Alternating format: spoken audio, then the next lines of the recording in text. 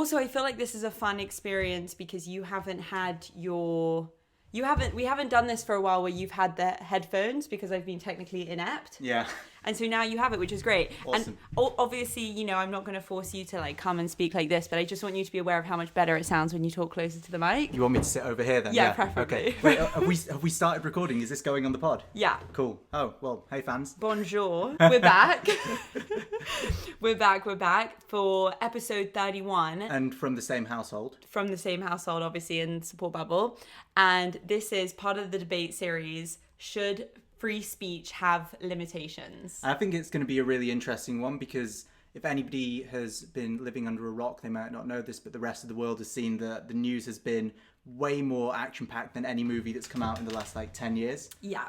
The news has been pretty insane. I think the specific things that Judah is talking about, Jan 6th, we've got Capitol Hill with the Trump supporters marching onto Capitol Hill in response to Trump's tweets and basically just general rhetoric saying that the election was fake and falsified, and that talking about there's going to be like wild chaos in Capitol Hill and encouraging people to go and storm it. What I will say just quickly is that the worse the news gets, the better the memes are. So it's such a difficult one where it's like you want everything to go back to normal and for us to just live in a nice, peaceful world.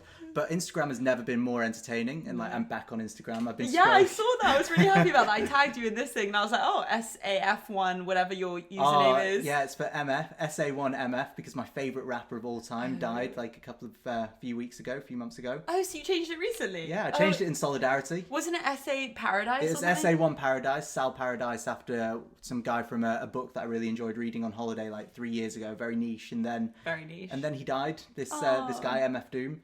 And that's the only time that I've seen a celebrity death, and I've actually been wow, that's really sad. What about Kobe? Listen, I get it. I get that he's a huge figure. And no, listen, it's more I was really into MF Doom and him as a person and followed him, almost religiously for a long time. Whereas Kobe Bryant, I know he's a great guy. I know he's a big community figure, amazing basketballer, but he's not somebody that I ever watched or was wow, I'm about him. I don't have a Kobe record in my And he's got room. enough. He's got enough love. This MF Doom one is obviously some cool niche person as well that you could be but I was a true believer in him. A little bit, yeah. But it sounds like you actually did love him as well. Maybe we'll get a little snippet of his music playing over that last bit. Who knows? I don't know if you're technically apt for that. In but remembrance. We'll I can do it. Love a new challenge. Mm-hmm. So that's my little insert of free speech before we go back to the programmed content for today. Yeah, exactly. Shut up. Now back to this. So, yes, should free speech have limitations? Now, I'd be interested to know, if you are new to listening to the debate series, how we kind of do this, or how I try and encourage people to do this in this kind of style. But Judah is obviously well familiar with this. We'll choose a topic that we find interesting or controversial, or one that I'm I actually don't know that much about and want to research, so I have a reason to kind of be motivated to do the reading behind it. And then Judah and I go off, we research whatever things that we come across, we come to our own opinions or conclusions, or maybe not even necessarily come to an opinion, but hopefully in this conversation, Judah will talk about topics or things within free speech behind why he thinks that yes, free speech shouldn't have limitations, or why it should, and then I will try and contradict that and probe that, and we will challenge each other and just try and encourage people to be more open-minded in their debate. And I'd be interested to know what you found with this, but this was a really hard topic, even though I think a really important and timely one, but there's just so much. Yeah, so I think to narrow it down, because you're right, it is a massive topic that we could spend many podcast episodes talking about. I think to give it a bit of focus, one of the things I thought it could be interesting to pick your brains on is, okay, taking the concept of free speech, which we'll define a little bit more and we'll talk about some ideas conceptually, but then applying it to the right to protest and the physical manifestation of freedom of speech. Because throughout the year, we've had obviously the Capitol Hill storming in 2021. Last year, we had the Black Lives Matter protests. We had education, marches on education and university fees. We had the anti-COVID march, and there's so many different elements which I'm really excited to talk with you about. It would be great to understand how do we, square that circle with freedom of speech and giving people the right to do certain things, and when do we put limits on that in exceptional circumstances like the one that we're all living through at the moment? How does that sound? It sounds great. I think it sounds great. You can tell I've done my homework this time. Yeah, I know. I'm like blown away. I'm like, I don't think I've ever heard you talk about some anti-COVID marches. I'm like, yep, that's true. Yeah, I think that is an interesting and like a good way to look at it. I think if we're jumping off from that viewpoint, maybe first we should define what we have found free speech, or whatever the definition is. But going what you just said of talking about in terms of the right to protest, I think there's a big difference. I mean, a lot of people will say that, do you even really have a democracy if you're having limitations on free speech? But I think there's a big differentiation between, I mean, this is kind of off to do with it, but either hate speech and free speech, which kind of reminds me of what you're talking about, of like violent protest and then peaceful protest. You know, there are kind of like two different sides to all of that. Absolutely. No, I'm 100% with you. And one of the things that I'm sure we will both be in agreement of is there's a big difference between the right to freedom of speech and then inciting violence or inciting hatred. I think that's something that it's very difficult to defend, even though some people do, is that there should be free speech without any limitations whatsoever, because I see that like that freedom of speech potentially could inhibit the rights of other people to live peacefully and without being bothered and without being attacked or victimized. But I think that's something that, yeah, once you define it a little bit more, it'd be great to jump into, is who decides whether something is a cause that is worthy of protest, whether it's something that, you know, you have those situations where freedom of speech should be stifled for a greater good. What is greater good? That kind of thing. Who defines that? Okay, so wiki definition, freedom of speech is the concept of the inherent human right to voice one's opinion publicly without fear of censorship or punishment.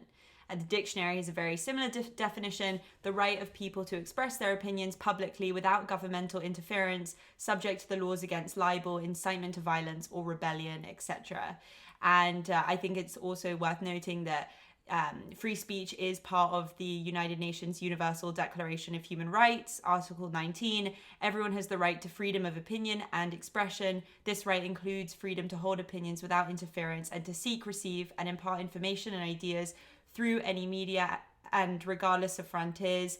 However, I think it's also important to mention that with United Nations Universal Declaration of Human Rights, it is considered customary international law. It's not really international law. You don't have to accept it. So what does customary mean? It's a standard that we should be aiming towards, but it's not something enforceable. Yes. Well, I think that's one of the challenges, I think, to start with, and the reason maybe why there's such a debate about what is freedom of speech. You know, how do you limit it? How do you protect it? And I think it comes from that definition of upholding it as a human right, but not really giving it a concrete way to measure. So it's something very qualitative, like, you know, the freedom of speech, but how do you prove whether someone does or doesn't have it, and how can you say the different degrees to which someone does? And the fact that you can't enforce it as well, and it's, you know, it's customary, whatever, I think that's in itself a little bit problematic, because it leaves it to other people to interpret, some of whom will use it to their own advantage,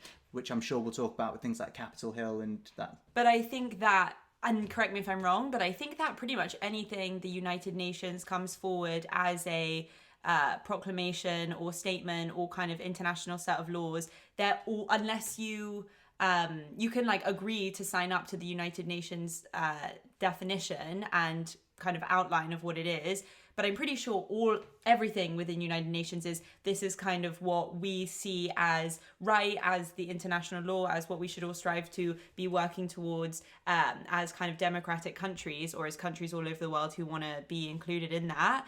So I don't think this is just specific to free speech. Okay. Yeah. Got it. And I think that within countries, how you would define, because you said like it's hard to quantify who has free speech and who doesn't free speech within countries, that's obviously decided by the government, and then if they decide to enforce laws that they already have. So for example, this is actually so interesting, and I didn't know this. Did you know? Okay, so blasphemy is illegal. Basically you can't speak out against religion in some countries that you'd expect, like Sudan, Saudi Arabia, Pakistan, Iran, all you'd kind of expect. Yeah. Did you know blasphemy is illegal in Scotland and Northern Ireland? No, I had no idea. And it was actually also illegal in the Republic of Ireland, which is not normal, because Republic of Ireland obviously has like came from a super religious, repressive government and beliefs. But that's your people, right? I know, it's my people, so I'm allowed to say that without being racist. But so they made it legal to be blasphemous, to promote free speech. And do you in think then 2020. all of a sudden, like, loads of people then took to the streets and just like fuck yeah. this? Exactly. But okay, so Scotland and Northern Ireland, they have these rules, they have these laws, but like the government, I'm sure there have been cases of blasphemy since 1834, but 1834 was the last time where it was noted that somebody was actually prosecuted for being blasphemous. Okay. So there are countries who, will act on it. Some countries who don't have these laws inscribed in their constitution or set of laws or whatever, but who do act on it as well, which is things that we will talk about, like corruption within democracies, in terms of free speech. Yeah.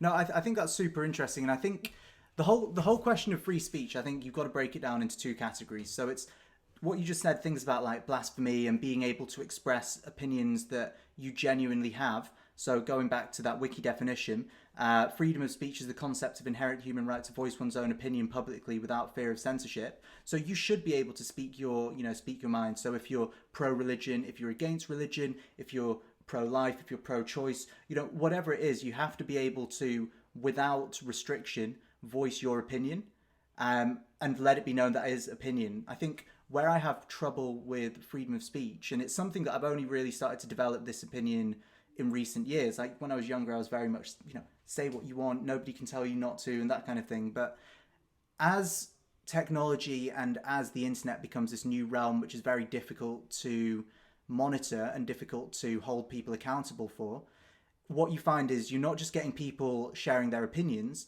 but you're getting the kind of rise of, let me see how they worded it. There's this huge wave of like disinformation that is, being sent out to people that don't necessarily have the ability to tell whether something is factual or opinion or fiction. And I see that as that's the real challenge and the real reason that I think freedom of speech, is at least at risk, but worst case, needs some really serious rethinking, because not only can you have people posting things as truth on, social media or fake news websites or whatever, but it's getting even more advanced where you've got deep fakes. So have you heard of these things where you've got celebrities or politicians or people that you can take images of and you can essentially manipulate video and audio so it looks like they're saying ridiculous things, and there's like examples of Obama saying stuff and things that they've never said.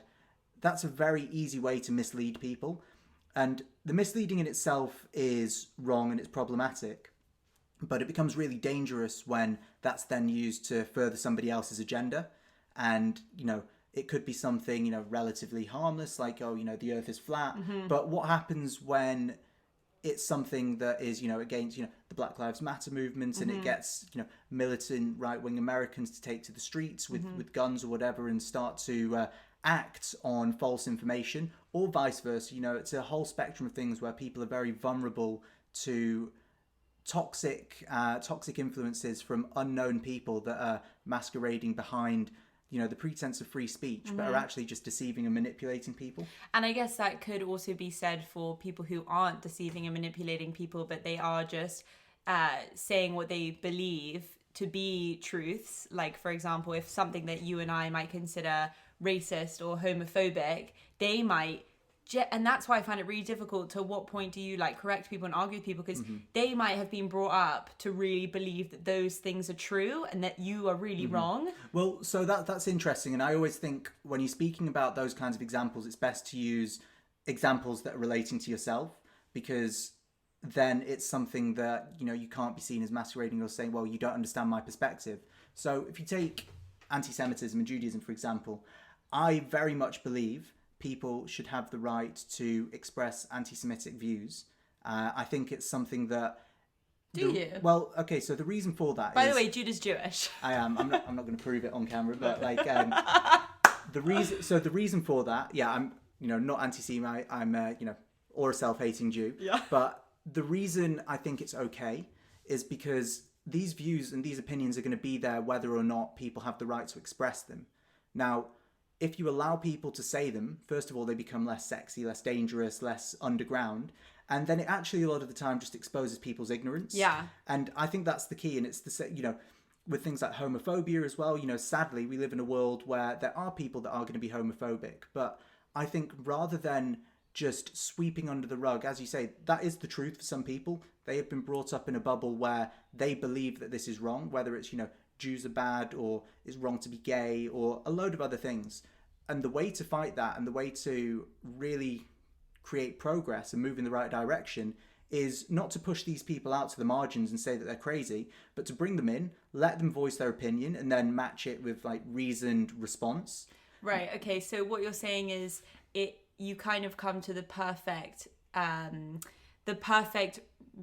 result of a debate if you have somebody who expresses an opinion or a belief, and you have somebody who argues against it or questions it, and then you the end goal that you get is kind of the result of a good conversation where you're trying to challenge somebody to think more or think differently or really find the reason why they think in that way, and that's the only way in which you can end up disproving them rather than silencing them. Exactly. And look, maybe I have an idealistic outlook on how these engagements will be, but I genuinely do believe that, first of all, if we're talking about going back to the definition again, and I want to keep reading this because I think it's spot on, is the inherent human right to voice one's opinion publicly without fear of censorship or punishment.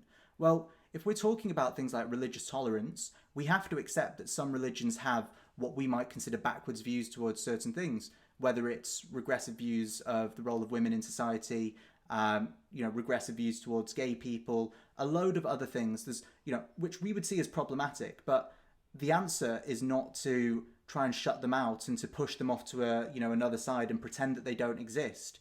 It's to bring them in, understand, and have conversation.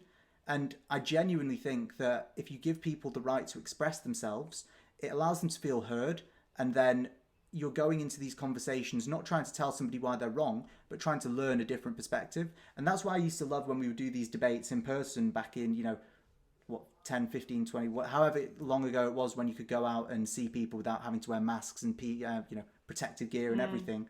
It's that you go in and you're sitting around a table with people that all have very different opinions, and you're not there to shout somebody else down or convince them why their opinion is invalid. You're there to understand it, listen to it, and then explain yours and see if you can come to a common ground.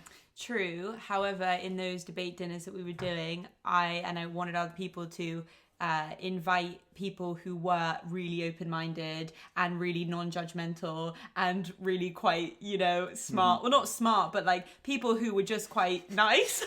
Let's pat ourselves on the back a little bit more. We're so smart and nice and great, aren't we? No, but you know what I mean? Like those people who all came because they wanted to come to the table to have a debate and listen to the other side. Yeah. What about all those people who don't? What do you do with those trolls on Twitter who are faceless, who just spew hate? Do you give them a voice as well? So I think there's a couple of things there. I think first of all, what we'll get to in a second is when you start spewing hate, I think then you've got to look very carefully at what point does freedom of speech slip into incitement of hatred and violence. And that's something which is within the same, broad umbrella topic, but is a different thing that we need to address. But you did just say that you would encourage people being anti-Semitic, and if people no, let's go on record. I wouldn't encourage people being anti-Semitic. But you're okay. What did you say? You're okay with it? Okay, no, I think so. What I meant there is, I think if people have these opinions, it's good to give them a platform. I'm against no platforming people. Okay. I think there's a difference between allowing somebody to express a view, which we might see as backwards, versus allowing somebody to stand up with a public platform or with the ability to influence other people, and start to call to arms for people to go and to act. I think there's a difference between conversation and look, it's freedom of speech versus freedom of action. I don't think we should have freedom of action, but I think we should be allowed to explore ideas, and some of them are going to be uncomfortable for us to process. Yeah. In the same way that if you look back to the Enlightenment, there was once a time, we just talked about blasphemy, but there was once a time where people like, Charles Darwin, they had a really dangerous task ahead of them, which was, how do I take something else which I know to be true and go against public wisdom? And how do I, do I have the freedom to be able to express myself without fear of being punished, physical punishment or whatever it is? And obviously the circumstances and the causes are very different, but I think the ability to explore ideas is such an important one. And there are going to be times where these ideas that come to the forefront are not something that everybody is comfortable with or everybody's able to process. Otherwise, they wouldn't be new revolutionary ideas. Now, there's a difference between, say, Charles Darwin wanting to come and say, look, I found this thing, it's evolution, it goes against creationism, this is my right to say it, versus I'm going to go out and unconvert everyone and make sure that everybody renounces their faith and whatever. It's like there's a difference between speech and then acting on that or inciting other people to do something because of it. And I think if you take that, as one case study example and apply it to other things, there's a big difference between somebody who has regressive views about a particular religion. So somebody who's anti-Semitic saying, look, this is why I think X, Y, and Z about Jewish people, and we can understand, well, where did this misinformation come from, or what are your reasons for that? Versus, right, let's go and burn down a synagogue or something like that. Like, they're very different things. So in your head or definition, you are okay with no limitations on free speech, even if it's to do with blasphemy or being racist to some degree, as long as they're not inciting violence or as long as they're not trying to encourage others. So, okay, I think it's a really difficult one to word correctly because it's such an emotive topic. I just want to say, on record, by no means do I support any of those views. Can we get that on record, please? On record. Sorry, can we get that on record? Yeah, thanks. Maybe, I don't know, if you got the technology to put a little box in the corner with the on record. Yeah, on record. Because we're also on record. Yeah. I'm hilarious. No, look, I guess, it's difficult because do I hold these views? No. But the point I'm making is that some people do. And it's like, well, okay, if people have these views, your options are A, don't allow them to express it at all, in which case they find different ways to vent that, and it just builds. Yeah, like the comment section of articles. Exactly. Oh, that's some terrifying stuff down there. I learn 5 new swear words every time I go down there. But, the other side is, do you allow people to out themselves as racists? And I think that's a good thing, because if you just give people a platform and shut up and let people speak, a lot of the time they will prove themselves to be idiots when it comes to these kinds of things. A lot of the time, these racist views are misinformed. They come from a place of ignorance. They come from a place of fear, xenophobia. And I think it's a really good thing that people should be able to prove themselves to be, stupid when it comes to these areas, so that people can actually see, well, these ideas don't have any value.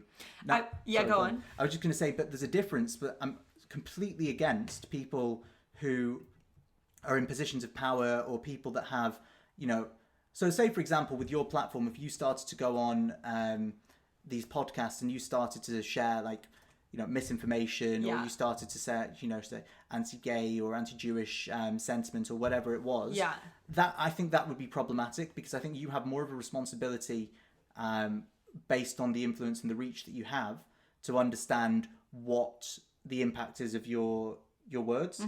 Whereas I think, look, if somebody is engaging in conversation in person with a friend, or most likely not a friend if they've got, or whatever, I think that's different. And then what we're looking at is, well, does the context in which you're doing this free speech, does that impact the right of what you're allowed to say and not allowed to say? But that makes it really difficult when you apply certain rules to some people, or have certain responsibilities on others, and different kinds of people depending on what platform and what audience and where they're having conversations, because the law has to kind of be black and white. You can't have you can get by with saying this if you're this kind of person, or get by with saying that if you're that kind of person, because it just makes it really confusing. Well, so let's bring it back to a real example that I was reading about. So going back to the thing that happened on the 6th of January, prior to that, so Trump promoted a planned electoral vote demonstration with the tweets that were going down as history. This is from a news article I read, which the tweet was, "Big protest in DC on January 6th. Be there, will be wild!" ! Look, so there's a very big difference, and obviously Trump is taking it to its logical end. The most extreme example you can use of somebody who is exercising their right to freedom of speech, but has so much influence that it needs to be reined in, or there needs to be at least some consideration for, well, do the rules that we're trying to uphold, do they apply to people that have that kind of reach and influence over people that are, Like powerful? Well, no. So he has influence over people that are easily, are swayed because he's in a position of. Because he's in a position of power. Exactly. So that's the point. Is so if he's saying, go to Capitol Hill, go, it's going to be, it's going to be a wild protest. Yeah. Well, he's not saying anything. There's nothing in that statement in of itself that is inciting violence. No. There's nothing there that is racist. No. There's nothing there that is problematic if it was written by anyone else. Mm-hmm. But you've got to take it in the context, and you've got to say, well, what is the outcome going to be of that tweet, of that freedom of speech? And it was very clearly something negative where people were, there was people shot and there was, a lot of damage done. And again, I think it's difficult to take a one-size-fits-all rule, but you kind of know it when you see it, where you think, hang on a second, is that a good idea? Is that really what freedom of speech is meant to be? Or is that going to be something more problematic? It's interesting because I was researching on what kind of leaders of the world disagreed, because obviously Twitter, Instagram, Facebook, I think have all banned Trump. Yeah. And I think it was the, let me see, Australia. So in Poland, after that, what happened on the Capitol on the 6th of January, the Polish Prime Minister came out and said that they were going to, They said, oh, that's not there anymore. Polish. So you got it, it's about what the Polish thing is. Basically, the Polish Prime Minister came out and said that, here we go. The proposed law, so Poland's Justice Minister, oh God, I'm going to not be able to say this, Zbigniew Ziobro. I just don't think that's No. right. So should I have a go? Ziobro. Okay, so just for the people that can't see, well, nobody can see the screen. The first name is spelled Zbigniew. So Zbigniew. everybody send voice notes to the Progress Pure page trying to pronounce Pronounce that. I'm obviously just being a fool, not being able to say it, but Ziobro last month. Sounded pretty good. Right? You got to do it with the tonality. I'm just not going to give that a go. Last month said that they would prevent social media companies from deleting content or banning users. That sounded really Italian. I just want I to know, say me with too. Yeah. Unless their content breached Polish law. And then also the Prime Minister of Australia, which I don't have here, I can't see it anymore. Prime Minister of Australia, Michael McCormack, criticised Twitter for censoring Trump. And I think that whilst I agree with you in terms of you've got to take responsibility, and it's the same when we were talking about cancel culture, there are grey lines between what you can and what you can't do. But if you're somebody famous, you should probably take on more responsibility for the fact that you can influence a lot of people. Mm-hmm. And in terms of the Trump thing, listen, I don't think that them censoring him was a bad thing. I think it was probably a good thing. But on the other hand, he didn't incite violence. He just he didn't incite violence, not necessarily. I mean, he didn't specifically say, I want you to charge the building, I want you to do X, Y, and Z. I'm not defending Trump, but I'm just really trying to state the facts. And 5 people were shot. It's terrible. But maybe that was also rather than limiting free speech in terms of censoring Trump, maybe there could have been more security guards there. Maybe it wouldn't have got out of hand. But and maybe that would have been okay if there was higher security. So I see the challenge there. I see the challenge there as not it was that one specific tweet, but that was the icing on the cake of what has been a very interesting and effective, but also very problematic way of communicating official government policy, which is not as thought through as traditional forms of communication, and is also and is therefore going to be potentially a lot more dangerous. Mm-hmm. Now, I don't think it's a bad thing to take politicians off Twitter, because I think having such few characters to be able to express yourself anyway, it completely takes out the nuance of a point that people are trying to make. And taking all politicians off Twitter? Well, this is it, because I think one of the challenges with Twitter, I think it's a great concept in that it gives you really quick access to useful information, and it's a great way to stay on top of things. But if you're okay, so there's a couple of things with social media, and this is kind of linking back to the podcast we did last year. But the first thing is that it's a bit of a popularity contest where you've got the amount of retweets or the amount of upvotes or likes validating something that's there, whereas in reality, people should be assessing the value of a comment based on its content rather than whether it's the most trending thing at that point in time. The other thing is it dumbs down a population where people are expected to digest very complex and significant changes, whether it's, with foreign policy or domestic policy or whatever, or it's just, Trump tweeting Kofifi or Ed Balls tweeting his own name or whatever. But it's like, it dumbs people down and it takes away the kind of the detail of these things. So look, I don't think that it was a bad thing to ban Trump from Twitter. In fact, quite the opposite. I think it's going to have a much better effect. But I also don't think it's a good thing that other politicians should be using these platforms as well as a way to communicate. That's an interesting idea, maybe getting all politicians off Twitter. And Twitter, I just want to talk about their personal claims on free speech.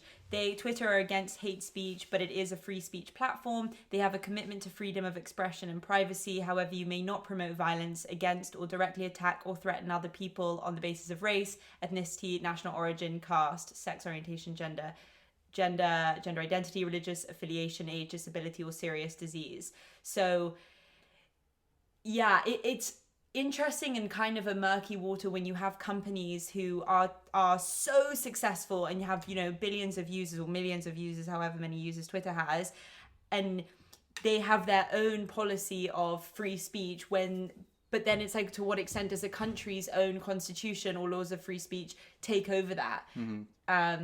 It's a complicated one, isn't it? And I think that's the other crazy thing. It goes back to what we were saying about disinformation. It's that you've not got any way of monitoring or validating this stuff in the same way that you did with traditional media. So I think, give politicians the right to post newspaper articles, give them platforms, but give them stuff where it's easier to, first of all, it's longer format. So one of the reasons, and 2021, I'm going to mention it, one of the reasons that I love the Joe Rogan podcasts is it's very difficult when you give people an actual space to explain themselves. It's very difficult to deceive or to misrepresent what your views are. And the more you have to speak and the more detail you have to go into, it's easier for people to engage and get the context of what you're saying. Yeah, but I think that, so this year, and probably because of Trump, I think it was the year that most people ever in the States turned out to vote. And I think the same with, what happened recently in the UK? I don't remember. But Twitter is, you can't get rid of different forms of communication, potentially because maybe someone doesn't, potentially it's up to that person who's reading that piece of information, whether it be 140 characters, or I think that's what Twitter used to be. I think it's 280 now, they've doubled 280, it, yeah, or an article. It's kind of up to you to find out more information if you want, because you could argue that with Twitter, maybe now way more of the States or way more of the world is more in tune and engaged with politics, which is arguably, obviously free speech comes with pros and cons, especially free speech on social media when it's capped to a certain length. But isn't that a step in the right direction, that more people are caring because social media is access, millennials and younger people are involved. Whereas if you've got to sit down and read, an independent newspaper article on a policy change, that you might not care. Yeah.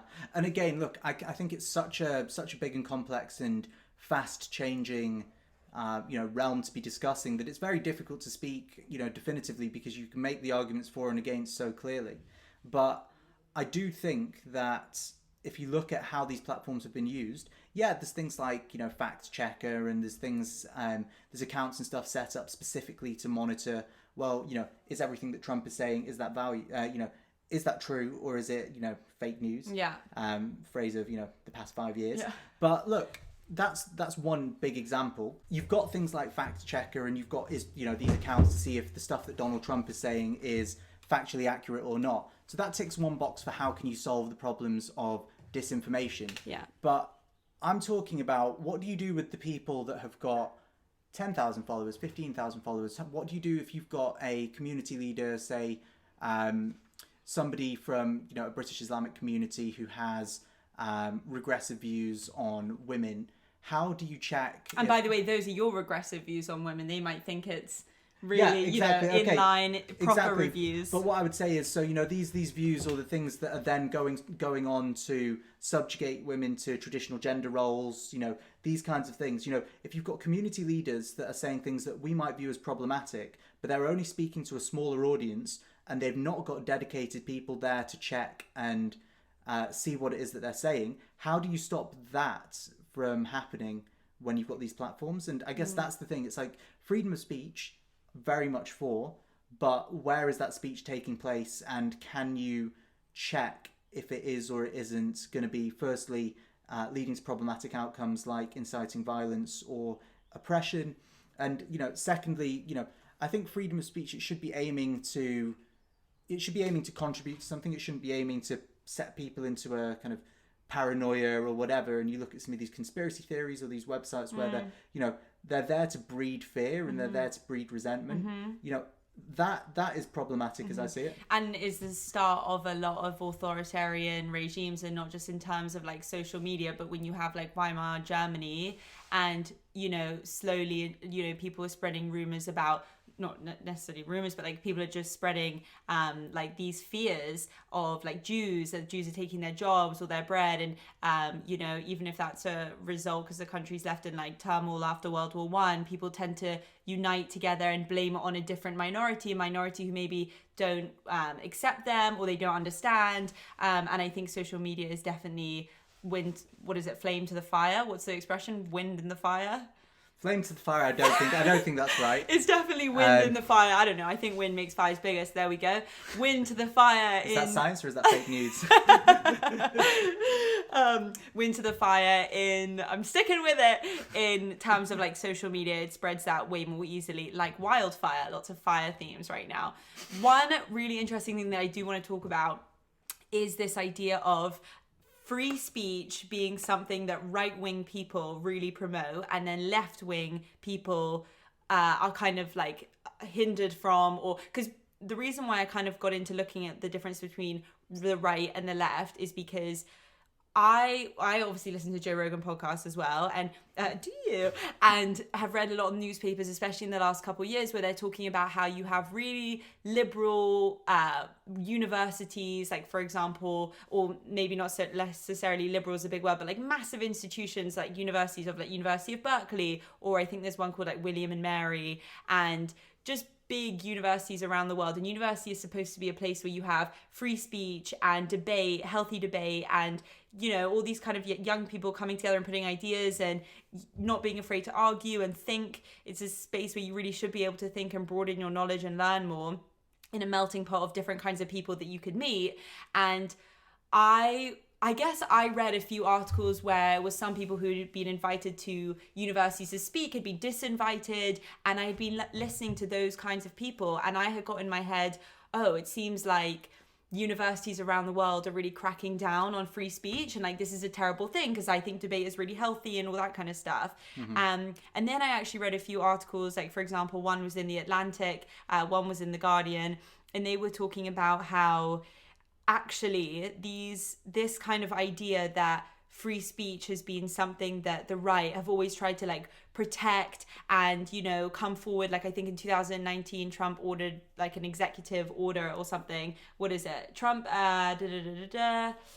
whatever, some executive order requiring colleges and unis to receive federal funds to extend free speech protections for men and women on campus. Yeah, and like when in fact that's never really been an issue. Like I think in 2018 it was only 11 people who had been invited to speak at American universities. Their invites had been retracted. And I think that the left is often painted as these kind of like snowflake, delicate, safe space, trigger warning, which is definitely how I think of it. And I think the right of it's normally people on the right who are like, oh, we should be okay to be offended. And then I was thinking, if the thing that I've read now is telling me that they've just been whitewashed either side, then actually free speech on campuses isn't something that's new, and the left aren't just specifically trying to repress the right, but rather these are just two ideas that or two kind of images that both the right, conservative people and people on the left, maybe not necessarily people on the left, but people on the right try and play up to, so they can be the defenders of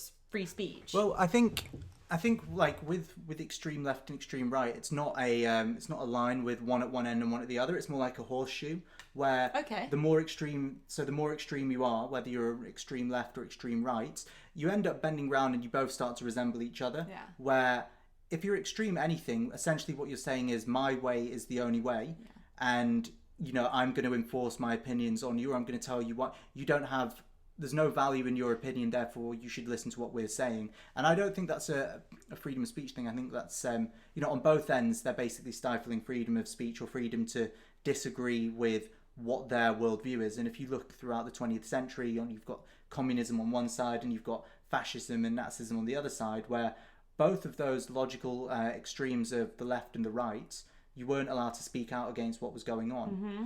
But going back to the university thing, I think if you look, one of the things that I really admire and I would say definitely check out is Oxford University, the student union. They get these amazing speakers in to speak about, anything and everything. And there are places that are platforming people. So one that I watched for the full hour and whatever was, Tommy Robinson. Yeah. So, wait, is he, no. He was the not the American. No. Okay. So I need to make sure I get this right. So he's very. Let me see. So he's people describe him as a fascist. Okay. Is he English? Yeah. Yeah. Does he support BNP? Let me see which his party was, because that's UKIP. EDL. So it's EDL, okay. English Defence League, and basically, so he's a guy from I think it was Luton. For people that don't know, so he was essentially a guy that people have said is the epitome of Islamophobia. He's somebody who incites hatred and racism against Muslim people, and is somebody that is a dangerous person, whatever. And there's truth in that. There is truth in that. Some of his supporters have gone out and done violent things and really disagreeable stuff. Similar to Trump, it's like, has he in of himself done anything and gone and inflict freedom of action? Has he acted in a way that is problematic? No. I mean, but that's debatable. Debatable. Well, yeah, exactly. That's debatable. But the great thing about Oxford Union is that they gave him a platform for an hour to speak about, this is my opinion, this is my worldview, let me explain to you why. And then he took questions from people.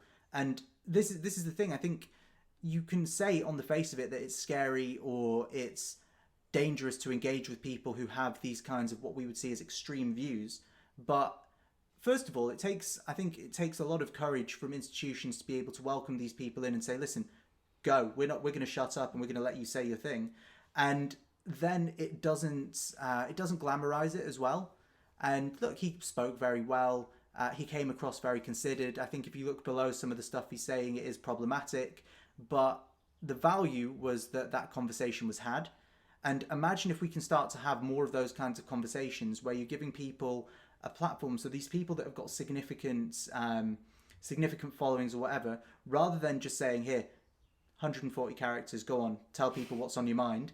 If you actually let them stand up, give them the freedom of speech, which is their right, mm-hmm. which is to say, the freedom to express their opinion without, without fear of repression or without fear of interference. Let them say what they're thinking and then answer it. I don't know. What do you think? I do agree with you. I think that if you can find those people who, even if they have a totally different opinion to you, I think that's a great thing. First of all, if you can be around those kinds of people, because then you can learn something from them.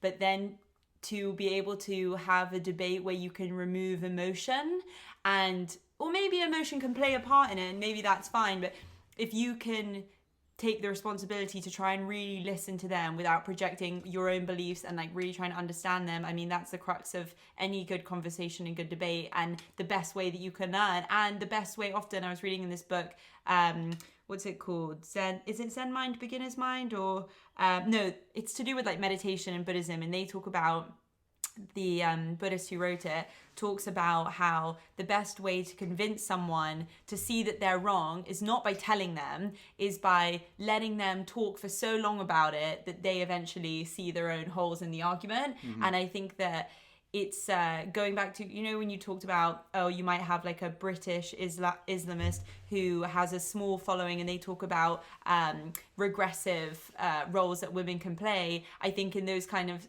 and I agree, obviously women should have equality to men, of course, mm-hmm. but in those kinds of circumstances where I think it's so obvious that they should be equal because men and women are equal, you're never going to get anywhere by telling them, no, you're wrong. You're wrong. Women should shut up. Not giving them a voice. If you give them a voice and let them speak, I think a lot of the time they'll come to their own full circle mm-hmm. of, if they're genuinely being open-minded and they also want to learn. Of course, there are people who just don't. But this is it, exactly. But I think the way that you get people to learn is by allowing them to step outside of their echo chamber.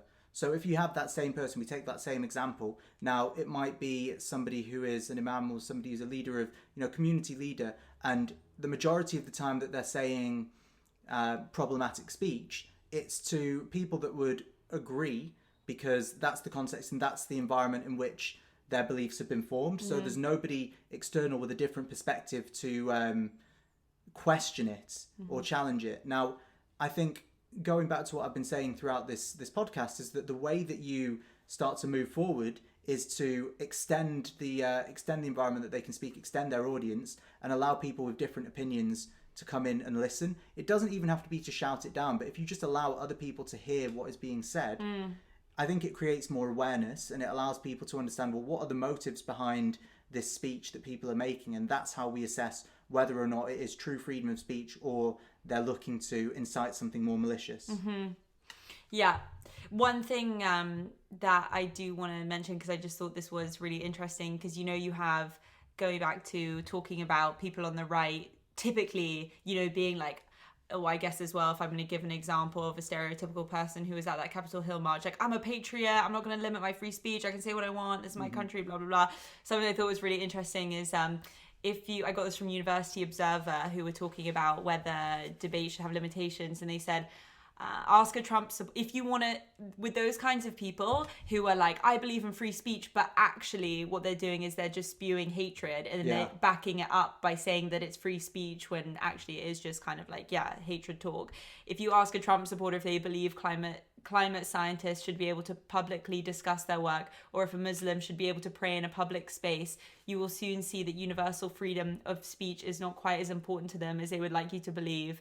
And I do think that is an interesting thing, and like taking my own, I'll put myself up as an example of this, where I guess I could be considered like a hypocrite to some extent. Like, I believe that university campuses should absolutely have free speech, and you should be able to, actually, I guess this isn't necessarily the same thing, but you should be able to voice your own opinion and be able to do so in a form that I think is a debate. I think I'm still trying to make up my mind about protests and the way that people say things with a protest. So, for example, I think you were there, Judah. It was a couple years, I think we were in second year of university, and we're standing outside the library. It was like a big group of us.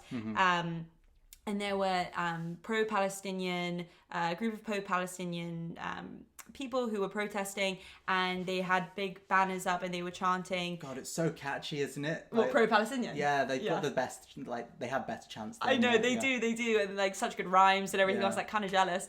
And one of the things was chanting, Israel is a racist state, Israel is an apartheid state, and, being Israeli. From the river to the sea, Palestine will be free. I know. Oh, I don't know that one. Yeah, no, it's great. And,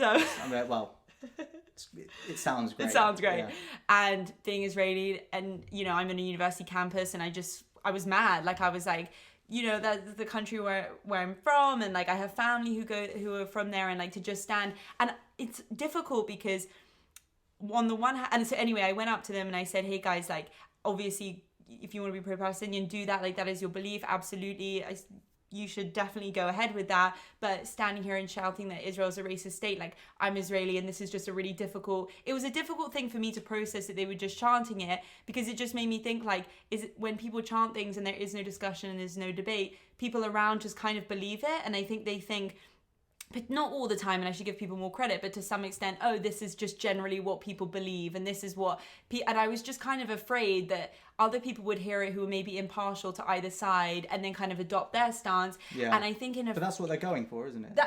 But in an environment where, and I'm sure, of course, the other has happened on the other side, etc. But like in an environment where there should be healthy debate, and like the Oxford Union thing, it sounds awesome, but like me saying, oh, I think then there should be free speech on campus, like, am I being a hypocrite? Because I'm saying that they shouldn't do that and it's upsetting to somebody there. But then again, maybe it just depends on what kind of media and forum you're taking it. Because if it was a debate, I would have felt, we've done an Israel-Palestinian debate before, and I would love to do that. And I love talking to people who are pro-Palestinian because it opens your mind and you can see from their perspective. But then in a protest, it's a difficult way when it's just it's shouting or chanting and you can't conversate, which I guess is not the point of a protest, and there's a time and a place for every kind of discussion. Mm-hmm.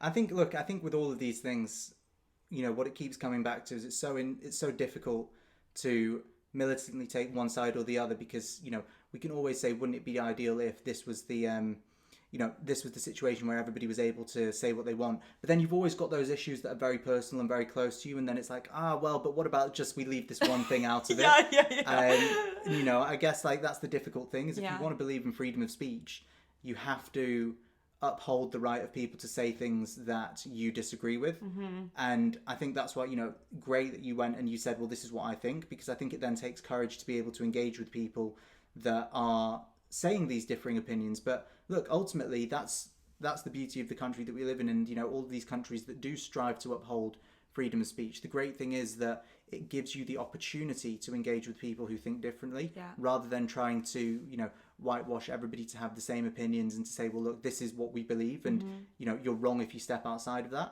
It's great that people have views that are that challenge what you think, because I genuinely believe that you can't say that you uphold a belief within yourself unless you have been able to defend it to people that have the complete opposite opinion. I love that. I think if you are gonna have a debate, just give me a minute. So just one more thing that I think is really interesting. If you are gonna have a debate, then, or if you're gonna have an opinion or a really strong opinion on something, great, but do the research into why you think that, and don't be afraid to engage with people who have a totally different opinion to you, because then they can plug holes in it and you can see if you really do believe that. Well, I think the best way to make sure that when you have got things that you're passionate about, you are able to defend them, is to become really well informed about things. Yeah. And there's way too many topics for you to be an encyclopedia on every single thing. But, understand and have a think about, well, what are the values that I hold? What are the issues that I care about? And then learn about it. And that's why I think, this kind of format of what you do, where you pick topics that you care about and you're interested in learning more about. The reason that we always have such, I think, interesting conversations is because... the reason we have such great conversations is because we understand... just below, we go beyond just a surface level of understanding, and you find facts and figures and anecdotes and different examples across a spectrum, and we're able to test out an idea about something in a load of different contexts to work out whether it works or whether it's more nuanced.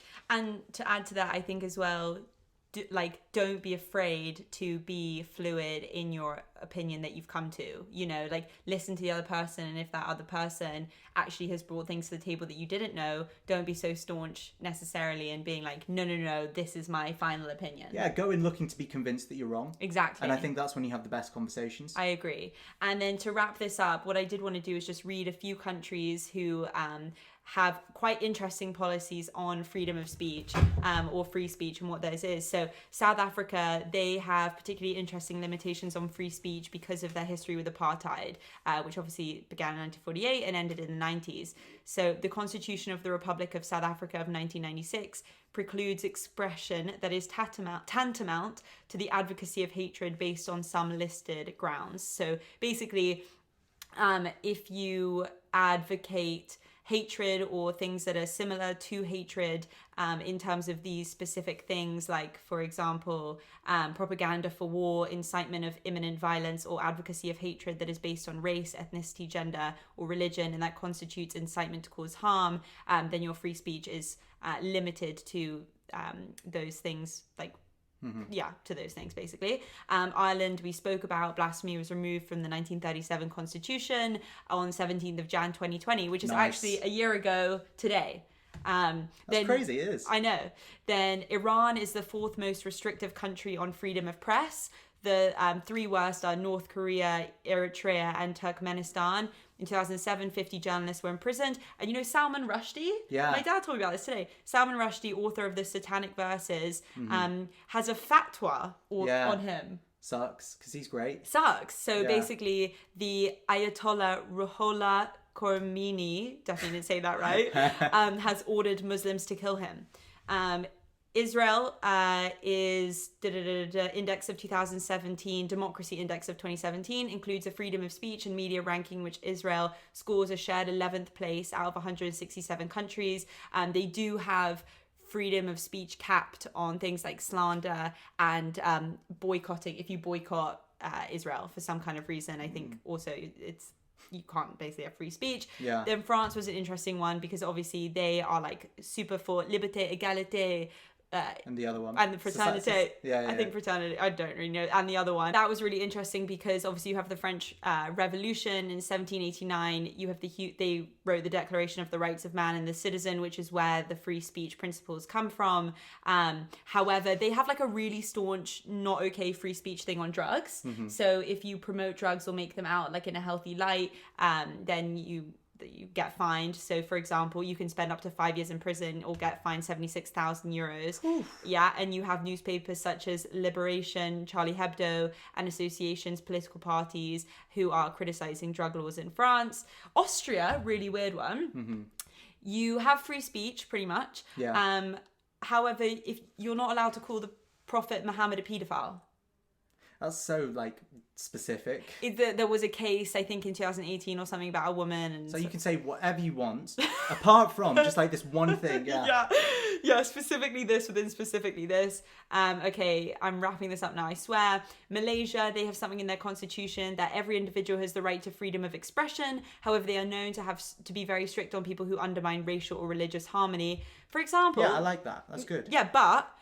this is what I mean, like a lot of countries have these laws but big exceptions. Like 2019 March, a 22-year-old Malaysian man was sentenced to 10 years in prison on the grounds of section 233 of the act. The Malaysian man was sentenced after pleading guilty for insulting Islam and the Prophet Muhammad on his Facebook page. Dude, 10 years? It's a long time. It's a long time. Yeah, and I think we'll pretty much wrap it up there. But essentially what do you think? Do you think there should be limitations on free speech? I think should free speech have limitations even? I think like it needs some kind of limitation. I don't think that's on the content, but I think it's on how you can validate the truth in that speech, and I think it's limited based on the influence that speech will have on other people. So I think it has to be nuanced, and you have to look at where's the speech coming from, what's the agenda that it serves, and is there a way to check whether or not there's malicious intent behind it. Okay, cool. And I think that should there be limitations on free speech? Yes, I kind of agree with you. I think that you should be able to say what you want to say as long as you're not trying to incite homophobia, racism, hatred, all those other kind of terrible things. Anti-Semitism in there as well. Anti-Semitism, throw that in there. The but then again, I'd love to talk to somebody who thinks there should absolutely be no limitations on free speech because maybe they also have a point. So leave your comments below.